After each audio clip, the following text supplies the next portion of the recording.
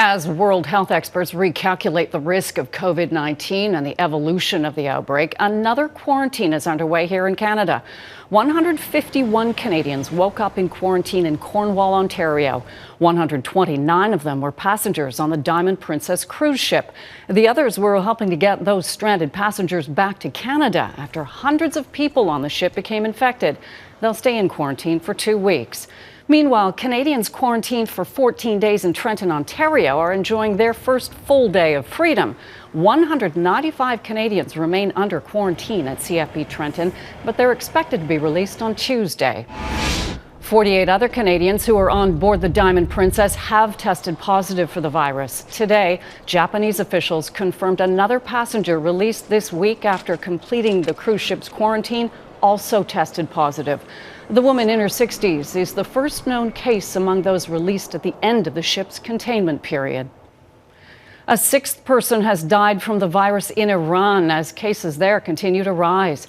The country is reporting at least 10 new cases today, bringing its total to at least 28. Middle Eastern neighbors, including Iraq, are now closing their borders to Iranian nationals. Another major outbreak is in South Korea. 2 people are dead and cases are exploding there. 229 new cases have been confirmed since Friday, skyrocketing South Korea's total number to more than 430 cases. A dozen towns in northern Italy are in lockdown today after 2 people infected with the virus died and 39 cases were reported. 19 passengers on board the Diamond Princess returned to Italy this week, and the country is ramping up its response to the outbreak. So as you can see, cases are multiplying around the world in countries where travel bans to and from China have been in effect.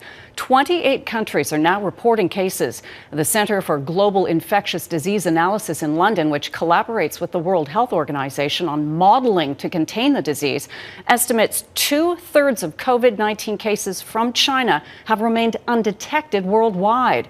Right now, there are more than 77,000 confirmed cases. 1,500 of those are in countries outside of China. More than 2,000 people have died, mostly in China, but there's concern sources of human-to-human transmission are going unchecked, which will lead to a spike in cases.